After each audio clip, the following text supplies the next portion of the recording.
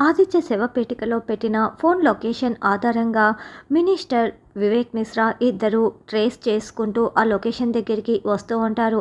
అయితే అప్పుడే జేడీకేడి వీళ్ళకి ఎదురు వస్తారు.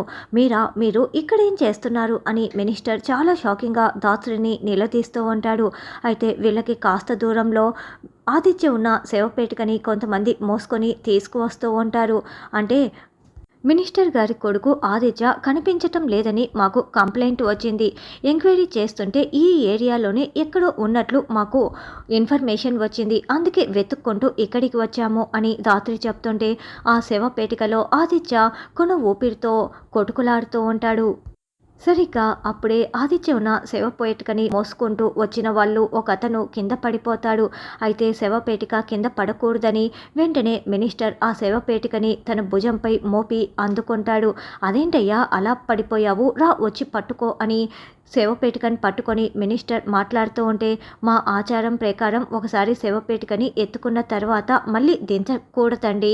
ఇప్పుడు ఎలాగో మీరు మోస్తున్నారు కదా, మీరే మొయ్యాలి శ్మశానం వరకు కూడా అని ఒకతను చెప్తాడు.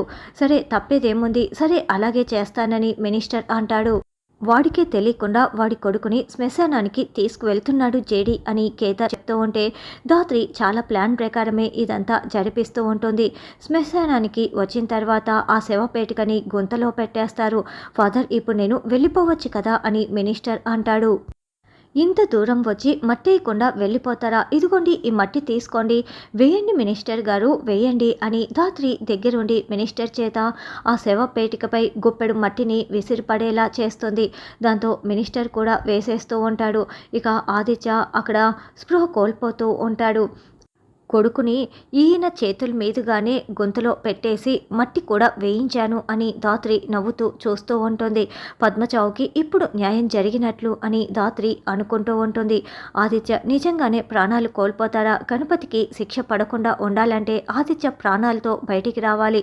మరి ఇక్కడ ఆదిత్య చనిపోయినట్లు చూపిస్తూ ఉంటారు.